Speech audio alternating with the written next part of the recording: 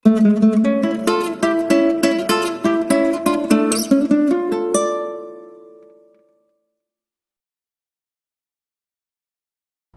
Students, আশা করি তোমরা সবাই খুব ভালো আছো। আজকের ক্লাসে আমরা যে সেটগুলো প্র্যাকটিস করছিলাম নিট 2021-এর জন্য, তো আজকে আমরা তার মধ্যে সেট 10 যেটা সেই 10 নম্বর সেটটা আমরা প্র্যাকটিস করব। তো আমাদের আজকের ক্লাসটা শুরু করা যাক।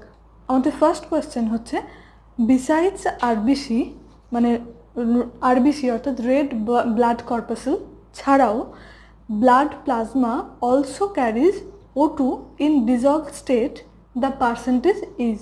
তাহলে এখানে কি বলেছে মানেটা, যে আরবিসি ছাড়াও যে রক্ত রস অর্থাৎ ব্লাড প্লাজমা যেটা আছে সেটা কি ক্যারি করছে, O2 ইন ডিজলভ স্টেট, মানে ওই ব্লাড প্লাজমা অর্থাৎ রক্ত রসের মধ্যে দ্রবীভূত অবস্থায় যে O2টা থাকে সেই O2 অর্থাৎ অক্সিজেনের পার্সেন্টেজটা কত সেটা জিজ্ঞাসা করেছে আমাদের 1 নাম্বার কোয়েশ্চেনে।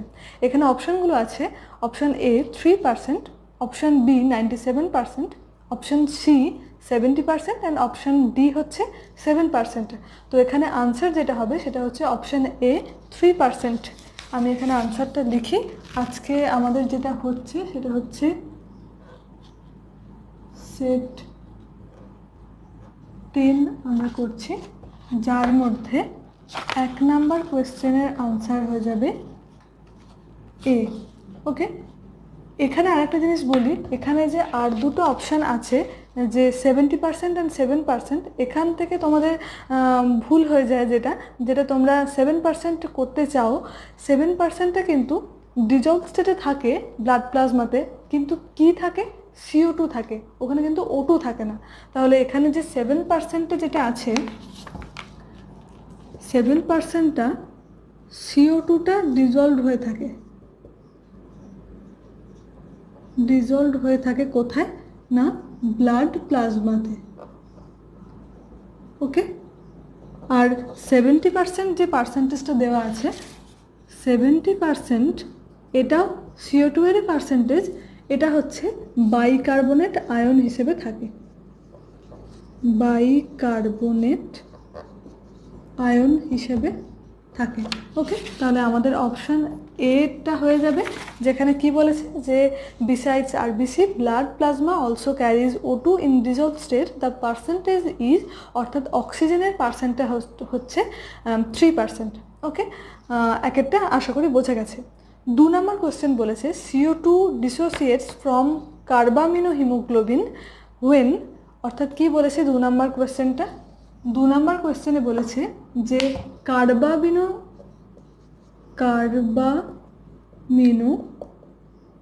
হিমোগ্লোবিন থেকে CO2,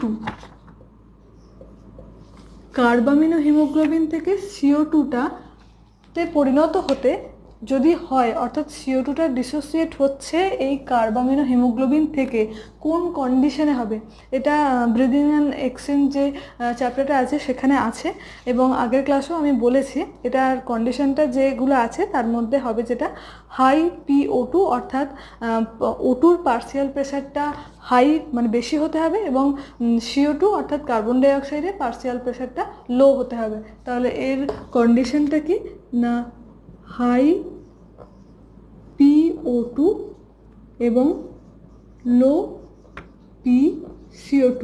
PO2 মানে হচ্ছে পার্সিয়াল প্রেশার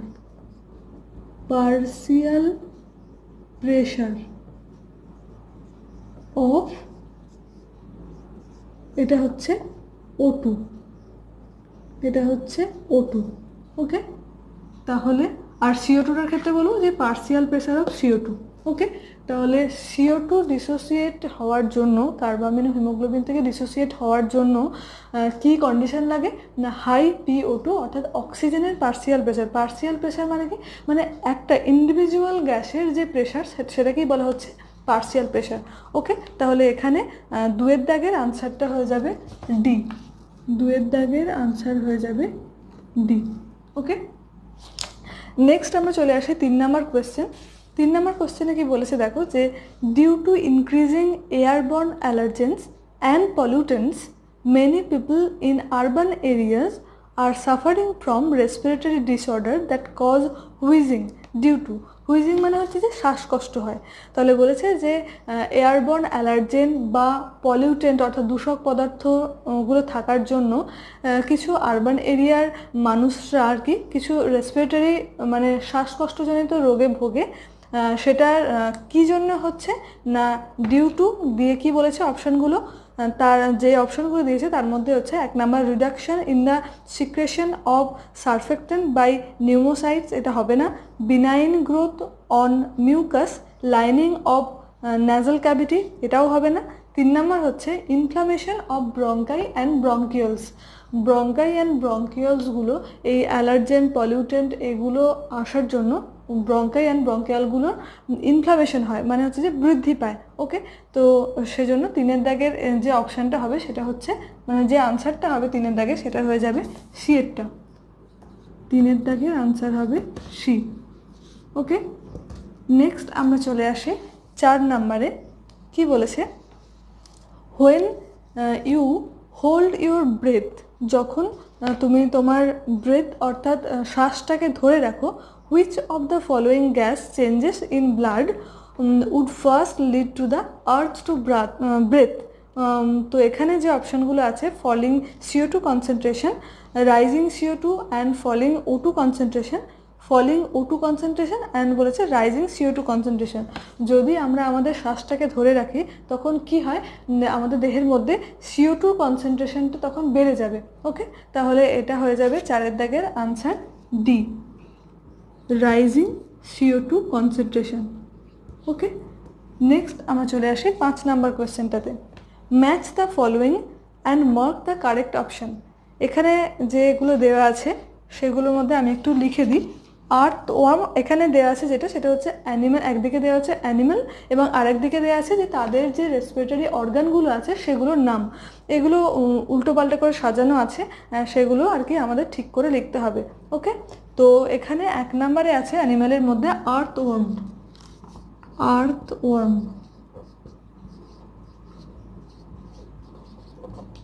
আর্থওয়ার্ম।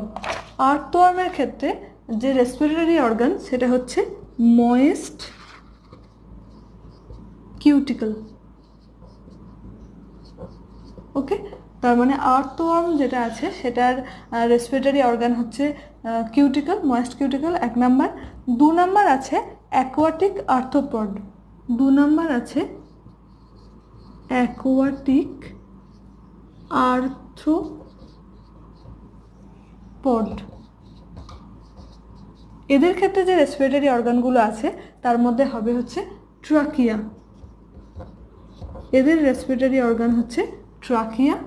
3 নাম্বার হচ্ছে আছে ফিশ। আমরা তো জানি ফিশের রেসপিরেটরি অর্গান হচ্ছে গিল। ফিশ এর রেসপিরেটরি অর্গান হচ্ছে গিল, এটা তো আমরা সবাই জানি। এবং 4 নাম্বার হচ্ছে আছে যেটা বার্ডস অর রেপটাইল আছে। বার্ডস অর রেপটাইলসদের ক্ষেত্রে, বার্ডস অথবা রেপটাইলসের ক্ষেত্রে এখানে যেগুলো আছে তার মধ্যে হয়ে যাবে, আমরা জানি এটা হচ্ছে লাংস। ওকে, তাহলে এই জিনিসটা তোমরা একটু ভালো করে দেখে নিও। আর্থওয়ার্ম যেটা তার রেসপিরেটরি অর্গান, এর দিকটা হচ্ছে অ্যানিম্যালদের নামগুলো আর এদিকে হচ্ছে এদের রেসপিরেটরি অর্গানের নামগুলো। তাহলে আর্থওয়ার্মের রেসপিরেটরি অর্গান হচ্ছে ময়েস্ট কিউটিকল, অ্যাকোয়াটিক আর্থ্রোপডের রেসপিরেটরি অর্গান হচ্ছে ট্রাকিয়া, ফিশ অর্থাৎ মাছেদের ক্ষেত্রে রেসপিরেটরি অর্গান হচ্ছে গিল, এটা আমরা জানি। এবং 4 নাম্বার হচ্ছে বার্ডস বা রেপটাইলসের ক্ষেত্রে এদের রেসপিরেটরি অর্গান হচ্ছে লাংস বা ফুসফুস। ওকে, আশা করি বোঝা গেছে। নেক্সট আমরা চলে আসি 6 নাম্বার। ওকে, তার আগে এটা একটু মুছে নিই। 6 দাগের যে কোয়েশ্চেনটা আছে সেটা হচ্ছে, ধরো বলছি, আশা করি এতটা পর্যন্ত লেখা হয়ে গেছে, আমি এটা একটু মুছে দিচ্ছি। আমাদের 5 পর্যন্ত হলো। ওকে, নেক্সট আমরা 6 থেকে চলে আসি। 6 দাগের যে কোয়েশ্চেনটা বলেছে আমরা দেখব যে তাতে কি বলা আছে।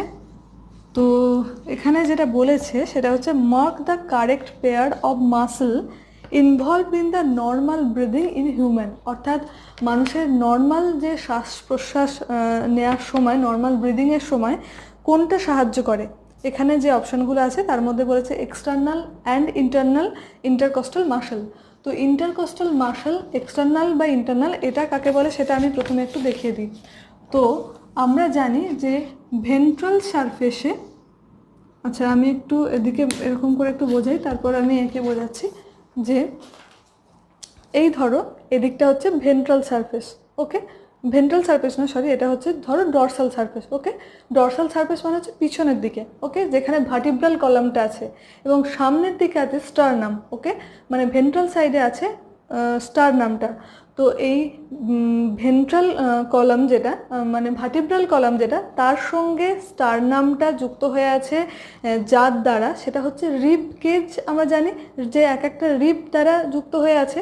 তো এই রিব কেজের এই যে দুটো রিব আছে, এর মাঝখানের যে অংশটা, সেই অংশগুলোতে যে মাসলটা থাকে ভিতরের দিকে তাকে বলা হচ্ছে ইন্টারনাল ইন্টারকস্টাল মাসল, এবং বাইরের দিকে যেটা থাকে তাকে বলা হচ্ছে এক্সটার্নাল ইন্টারকস্টাল মাসল, ওকে। তাহলে আমি একবার এটা দেখিয়ে দিই আর একবার। এদিকে হচ্ছে ভার্টিব্রাল কলাম, এটা হচ্ছে ভার্টিব্রাল কলাম, এটা কি ভার্টিব্রাল কলাম, ওকে। এবং এক একটা এরকমভাবে এরকমভাবে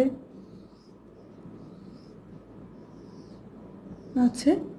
সামনের দিকে হচ্ছে আছে স্টারনাম, এটা হচ্ছে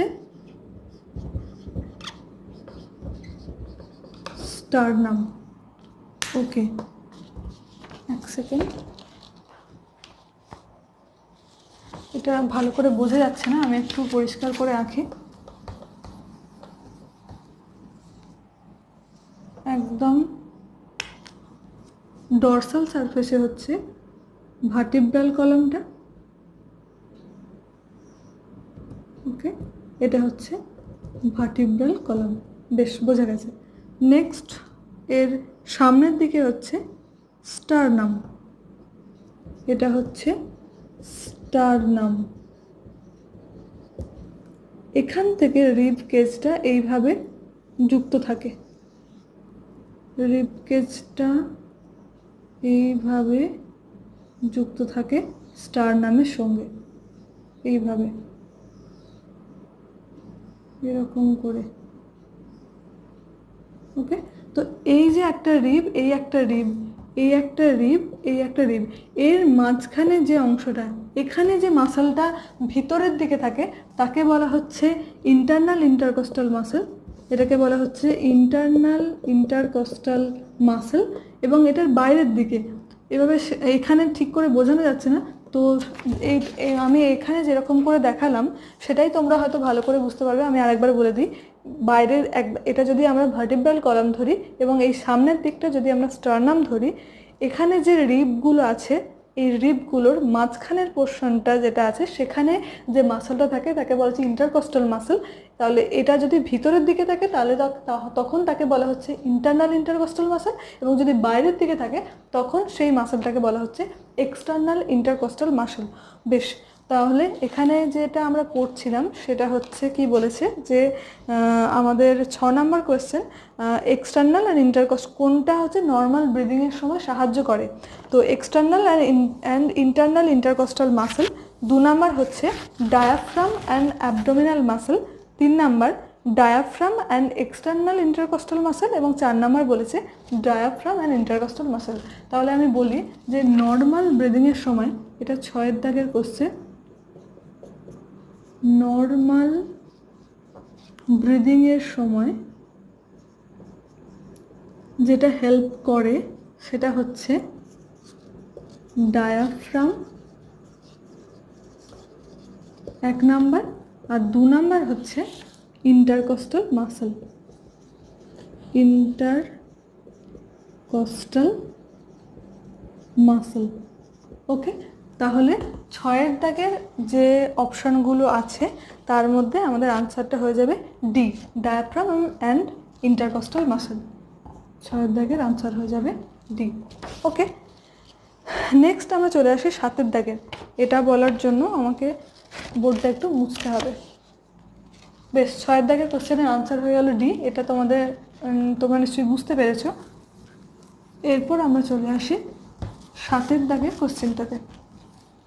কি বলেছে দেখো, 7 দাগের কোশ্চেনটায় বলেছে যে এক্সপিরেশন ইনভলভস, এক্সপিরেশন মানে হচ্ছে নিঃশ্বাস, মানে ভিতরের বায়ুটা যখন বাইরে বেরিয়ে যাচ্ছে এক্সপিরেশন। ইন্সপিরেশন বা ইনহেলেশন মানে হচ্ছে শ্বাসটাকে ভিতরে নেওয়া, আর এক্সপিরেশন মানে সেটা হচ্ছে বাইরে ত্যাগ করা।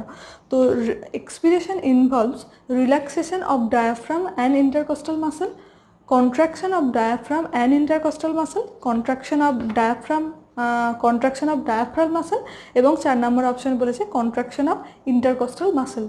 তো এখানে যেটা আনসার হবে সেটা হচ্ছে এ, এক্সপিরেশন, যেটা এটা হচ্ছে 7 দাগের আনসার হয়ে যাবে এ, যেখানে কি বলেছে এক্সপিরেশন সময় কি হয়, relaxation of diaphragm, relaxation of diaphragm and intercostal muscle,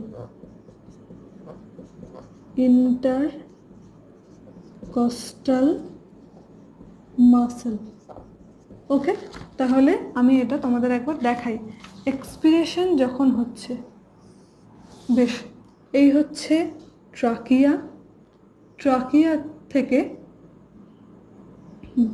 ব্রঙ্কাই, সেখান থেকে আবার ব্রঙ্কিয়াল, এইভাবে উৎপন্ন হয়েছে, এখান থেকে আবার ব্রঙ্কিয়াল। ওকে, তো এই জিনিসটা থাকে হচ্ছে এরকমভাবে, থাকে হচ্ছে, এটা হচ্ছে লাংস। ওকে, এটা হচ্ছে লাংস বা ফুসফুস। বেশ, আর এই নিচে থাকে হচ্ছে ডোম শেপেড ডায়াফ্রাম, যেটা হচ্ছে একটা মাসল মেমব্রেন। তো এটা হচ্ছে ডায়াফ্রাম, যেটা হচ্ছে এরকম ডোম শেপেড। ওকে, তো এটা হচ্ছে এই ডায়াফ্রামের এই ডোম শেপেডটা হচ্ছে এটা নর্মাল কন্ডিশন। ওকে, এবার এই ডায়াফ্রামটা যদি কন্ট্রাকশন হয়, তখন যদি কন্ট্রাকশন হয় মানে এটা আমি বললাম যে এটা হচ্ছে যে নর্মাল কন্ডিশন। এবার আমি এটা একটু মুছি দিয়ে এটা এরকম কন্ডিশনে নিয়ে আসি, একটু ভালো করে মুছি। এটা ছিল এরকম, এটা এরকম কন্ডিশনে চলে এলো। তাহলে দেখো এখানের স্পেসটা তো বাড়ছে। ওকে, যদি এখানে স্পেস বাড়ে তাহলে কিন্তু বাইরের, এখানে অ্যাটমসফিয়ার, বাইরেটা হচ্ছে অ্যাটমসফিয়ারের যে প্রেশারটা, সেটা হচ্ছে যে এখানে প্রেশারটা তখন বেশি হবে, ফলে বায়ুটা ভিতরে প্রবেশ করবে। এটা কি হলো, এখানে ডায়াফ্রামটা যখন কন্ট্রাকশন হলো, ভালো করে বুঝবে, যখন কন্ট্রাকশন হচ্ছে ডায়াফ্রামের যখন কন্ট্রাকশন হচ্ছে, এটা ডোম শেপের ছিল, কন্ট্রাকশন হলো যখন, তখন কি হয়, অ্যাটমসফিয়ারের প্রেশারটা হচ্ছে বাড়ে, এবং ভিতরের দেখো অনেকটা জায়গায় এখানে প্রেশারটা কিন্তু কম, তাই এখানে O2টা ভিতরে ঢুকছে। ভালো করে বোঝো, এখানে তখন O2টা ভিতরে ঢুকছে। ওকে, নেক্সট ডায়াফ্রামটা যখন আবার তার কন্ডিশনে ফিরে যাবে, তার আগের কন্ডিশনে ফিরে যাবে, অর্থাৎ এখানে ডায়াফ্রামটা যখন কন্ট্রাকশন ছিল, ডায়াফ্রামটা যখন রিল্যাক্স কন্ডিশনে হবে, রিল্যাক্সেশন হবে যখন ডায়াফ্রামের, অর্থাৎ তার নিজের অবস্থায় যখন আবার ফেরত যাবে, তখন এখানে দেখো, এখানের যে জায়গাটা ছিল, স্পেসটা ছিল, সেটা কমে যাচ্ছে। কমে গেলে কি হবে, এখানের প্রেশারটা তখন বেশি হবে, তখন লাংসের প্রেশারটা বেশি হবে, তখন লাংসের প্রেশার যেটা, সেই প্রেশারটা বেশি, আর অ্যাটমসফিয়ারের প্রেশারটা তখন কম হবে। এর ফলে কি হবে, এখান থেকে বায়ুটা বেরিয়ে যাবে বাইরের দিকে, তখন CO2টা বাইরে বেরিয়ে যাবে। ওকে, তাহলে এক্সপিরেশন মানে ওটাই, যে CO2টা বাইরে বেরিয়ে যাওয়া। তাহলে কখন হচ্ছে না, ডায়াফ্রামটা যখন রিল্যাক্সেশন হয়ে যাচ্ছে। দেখো এখানের স্পেসটা কমে যাচ্ছে, যদি স্পেস কম হয়, সেখানে যে বায়ুটা আছে সেটা এই অঞ্চলের আর কি, এই অংশটার প্রেশারটা বেড়ে যাবে, ফলে এটা বাইরে বেরোনোর চেষ্টা করবে, অর্থাৎ এক্সপিরেশন হবে। ওকে, আশা করি বোঝা গেছে। তো 7 নাম্বার এক্সপিরেশন ইনভলভস, এটা হয়ে যাবে এ, যেটার মানে হচ্ছে relaxation of diaphragm and intercostal muscle. Okay, বেশ। নেক্সট আমরা চলে আসি 8 নাম্বারটাতে। এটা মুছে, আশা করি এটা বোঝা গেছে। যদি তোমরা বুঝে থাকো তাহলে অবশ্যই ভিডিওটা লাইক করে দিও একটা। তো বেশ, তারপর আমরা চলে আসি 8 নাম্বার কোশ্চেনটাতে। 8 নাম্বার কোশ্চেনে বলেছে, in which of the following gaseous exchange between O2 and CO2 occurs through the entire body surface, অর্থাৎ পুরো বডি দিয়ে যখন O2 অ্যান্ড CO2টার এক্সচেঞ্জ করবে সেটা কোথায় দেখতে পাওয়া যায়? অপশান আছে স্পঞ্জিস, ফ্ল্যাটওয়ার্ম, সিলেন্টেরন অ্যান্ড হচ্ছে অল অফ দিজ। তো এখানে সবকটার মধ্যেই দেখতে পাওয়া যায়, মানে সবকটাই হচ্ছে এন্টায়ার বডি সারফেস দিয়ে O2 এবং CO2 গ্যাসিয়াস এক্সচেঞ্জ করে। তো 8 দাগের এই জন্য আনসার হয়ে যাবে হচ্ছে ডি। 8 দাগের আনসার হয়ে যাবে ডি। ওকে, এটা খুব ইজি ছিল 8 কোয়েশ্চেনটা। বেশ, এরপর আমরা চলে আসি 9 দাগের question, read the following statements. তো এখানে কি বলেছে যে 1 number, it is double layer and covers the lungs. তারপরে কি বলেছে যে outer layer is in contact with thoracic wall. 3 number বলেছে fluid is present between these layers, এবং 4 নাম্বার বলেছে inner layer is in contact with the lungs. তাহলে 1 number কি বলেছিল যে it is the double layered and cover the lungs, তার মানে কি বলেছে যে লাংসের যে কভারটা আছে সেটা হচ্ছে দ্বিস্তরীয় 1 নাম্বার। 2 নাম্বার বলেছে এর আউটার লেয়ারটা হচ্ছে contact with thoracic wall. Okay, আর 3 নাম্বার বলেছে এর মধ্যে যে ফ্লুইডটা থাকে সেটা প্রেজেন্ট দিস লেয়ার্স, অর্থাৎ যে দ্বিস্তরীয় মেমব্রেনটা আছে তার মাঝখানে থাকে, এবং ইনার লেয়ারটা in contact with the lungs. তাহলে এটা বোঝাই যাচ্ছে যে লাংসের যে কভারিংটা তাকে কি বলা হচ্ছে। তো এখানে এই অপশানগুলো দিয়ে, এই স্টেটমেন্টগুলো দিয়ে বলেছে যে the above features refers to. 1 number pericardium, লাংসের সঙ্গে পেরিকার্ডিয়াম থাকে না, কারণ পেরিকার্ডিয়ামটা হচ্ছে হার্টের যে কভারিং তাকে বলা হয়, তাহলে অপশানে হবে না। নেক্সট হচ্ছে পেরিটোনিয়াম, পেরিটোনিয়াম যেটা সেটা হচ্ছে যে অ্যাবডোমিনাল ক্যাভিটি যেটা আছে তার যে কভারিং তাকে বলা হচ্ছে। ওকে, তো তাহলে এটাও হবে না পেরিটোনিয়ামটা। নেক্সট হচ্ছে পেরিকন্ড্রিয়াম। পেরিকন্ড্রিয়ামটা কি? পেরিকন্ড্রিয়ামটা তোমরা হয়তো অনেকেই জানো না, এটা আমি একটু লিখে দিই। পেরিকন্ড্রিয়াম এটা কি? এটা হচ্ছে dense layer of fibrous connective tissue, fibrous connective tissue that covers cartilage in various parts of the body। তার মানে কি বললাম যে যে যে যে জায়গায় কার্টিলেজগুলো আছে তার যে কভারিংটা তাকে বলা হচ্ছে পেরিকন্ড্রিয়াম। কন্ড্রিয়াম কথাটা হচ্ছে কার্টিলেজের সঙ্গে যুক্ত। ওকে, তাহলে কোথায় কোথায় এরকম কার্টিলেজটা আছে আমরা জানি যে ইলাস্টিক কার্টিলেজ থাকে হচ্ছে in the parts of the ইয়ারে থাকে। হাইলিন কার্টিলেজ যেটা সেটা 2 জায়গায় থাকে, একটা হচ্ছে ল্যারিংসে থাকে এবং আরেকটা হচ্ছে ট্রাকিয়াতেও থাকে। তো পেরিকন্ড্রিয়াম কাকে বলা হয় সেটা, মানে কোন জিনিসটাকে পেরিকন্ড্রিয়াম বলা হয় সেটা আমরা জানলাম। নেক্সট আছে প্লুরা। তো 9 দাগের কোয়েশ্চেনের আনসার হয়ে যাবে ডি, এবং যেটা কি ছিল যে লাংসের যে কভারিংটা সেটাকে কি বলা হয় সেটা হচ্ছে প্লুরা, এবং এটা হচ্ছে ডবল মেমব্রেন স্ট্রাকচার। বেশ, এরপর আমরা চলে আসি 10 দাগের question, about 70% CO2 is transported as. যে 70% CO2টা আছে সেটা কিভাবে ট্রান্সপোর্ট হচ্ছে? 1 number carbonic acid, 2 number carboxy haemoglobin, নাকি অপশন সি হচ্ছে বাইকার্বনেট, এবং অপশন ডি হচ্ছে কার্বামিনো কম্পাউন্ড। তো 70% আমরা জানি এটা হচ্ছে বাইকার্বনেট আয়ন হিসেবে এটা ট্রান্সপোর্ট হয়। তাহলে 10 দাগের কোশ্চেনের আনসার হয়ে যাবে হচ্ছে সি। 10 দাগের কোশ্চেনের আনসার হয়ে যাবে সি। বেশ, নেক্সট যে কোশ্চেনটা হচ্ছে functional residual capacity can be represented as. অবশ্যই ব্রিদিং অ্যান্ড এক্সচেঞ্জ চ্যাপ্টারটাতে এটা আছে। তো এফআরসি বা ফাংশনাল রেসিডুয়াল ক্যাপাসিটি কাকে বলা হয় না, যখন একটা নর্মাল এক্সপিরেশন হচ্ছে তারপরে নর্মাল এক্সপিরেশনের পরে যে পরিমাণ বায়ুটা লাংসের মধ্যে থেকে যাচ্ছে তাকে বলা হচ্ছে ফাংশনাল রেসিডুয়াল ক্যাপাসিটি। তো এটার অপশানগুলো আছে, 1 নাম্বার টিভি প্লাস ইআরভি অর্থাৎ টাইডাল ভলিউম প্লাস হচ্ছে এক্সপিরেটরি রিজার্ভ ভলিউম, এটা এক্সপিরেটরি রেসিডুয়াল ভলিউম। তো তারপর আছে এক্সপিরেটরি রেসিডুয়াল ভলিউম প্লাস হচ্ছে রেসিডুয়াল ভলিউম। তো এগুলোর মধ্যে যেটা হবে 11 দাগের আনসার হয়ে যাবে বি।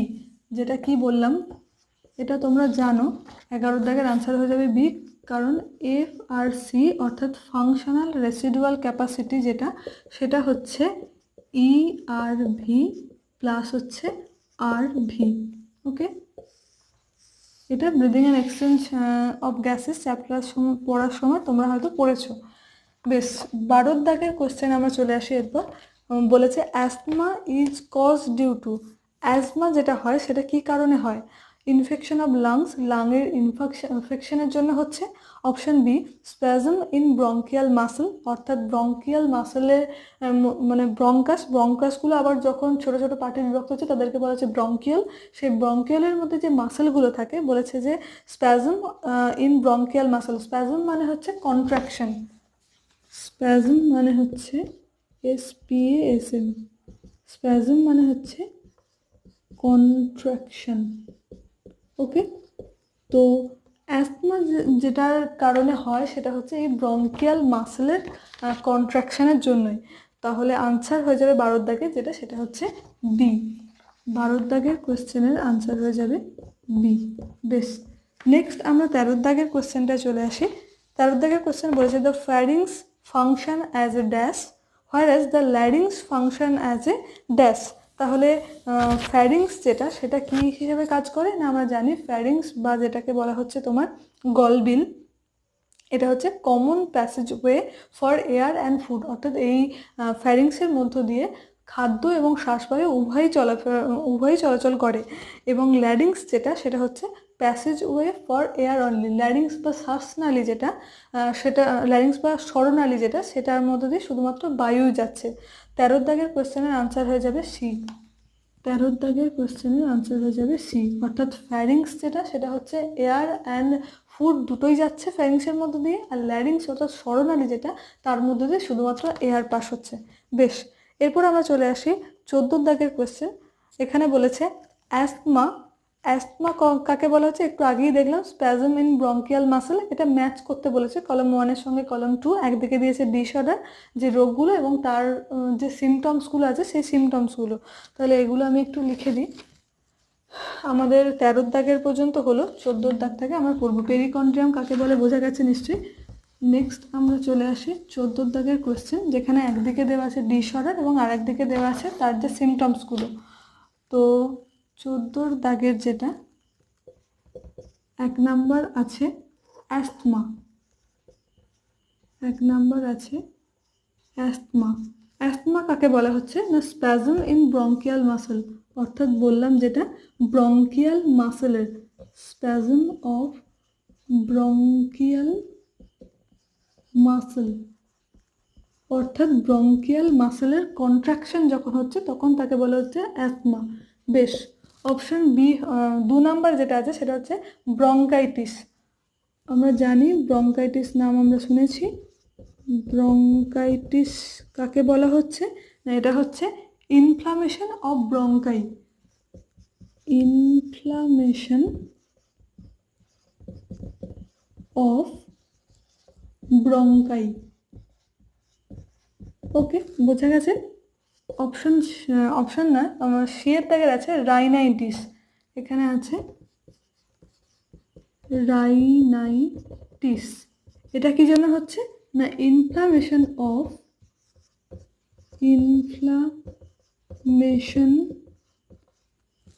অফ এটা হচ্ছে ন্যাজাল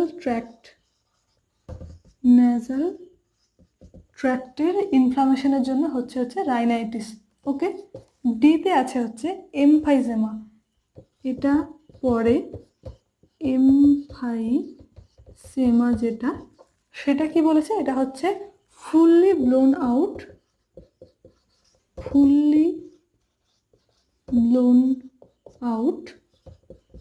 অ্যালভিওলি। ওকে, তো আর আরেকবার বলে দিই, অ্যাসমা যেটা সেটা হচ্ছে ব্রঙ্কিয়াল মাসেলের কন্ট্রাকশনের জন্য হয়, ব্রঙ্কাইটিস যেটা সেটা হচ্ছে ব্রঙ্কাইয়ের ইনফ্লামেশনের জন্য হয়, এবং রাইনাইটিস যেটা সেটা হচ্ছে ন্যাজাল ট্র্যাক্টের ইনফ্লামেশনের জন্য, আর এমফাইজেমা যেটা সেটা হচ্ছে ফুললি ব্লোন আউট অফ অ্যালভিওলাইয়ের জন্য হচ্ছে। ওকে, বেশ। নেক্সট হচ্ছে 15 দাগের এবং আমাদের আজকে 10 নম্বর সেটের একদম last question, oxygen dissociation curve.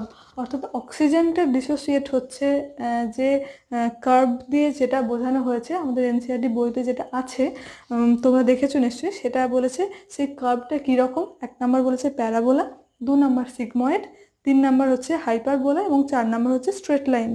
তো 15 দাগের আমরা সবাই জানি অক্সিজেন ডিসোসিয়েশন কার্ভটা হচ্ছে সিগময়েড টাইপ। তাহলে 15 দাগের আনসার হয়ে যাবে, 15 দাগের আনসার হয়ে যাবে বি, অপশন বি। আচ্ছা, 14 দাগের যেটা এখানে মিল করতে বলেছিল, তোমরা এই কোয়েশ্চেনটা দেখলে বুঝতে পারবে 14 দাগের কোয়েশ্চেনের আনসার হয়ে যাবে হচ্ছে ডি এরটা।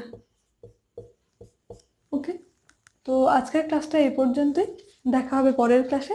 এইটুকু ক্লাসের মধ্যে যদি তোমাদের কিছু বুঝতে অসুবিধা হয় অবশ্যই আমাকে তোমরা কমেন্ট করে জানিও। ওকে, ঠিক আছে, সবাই খুব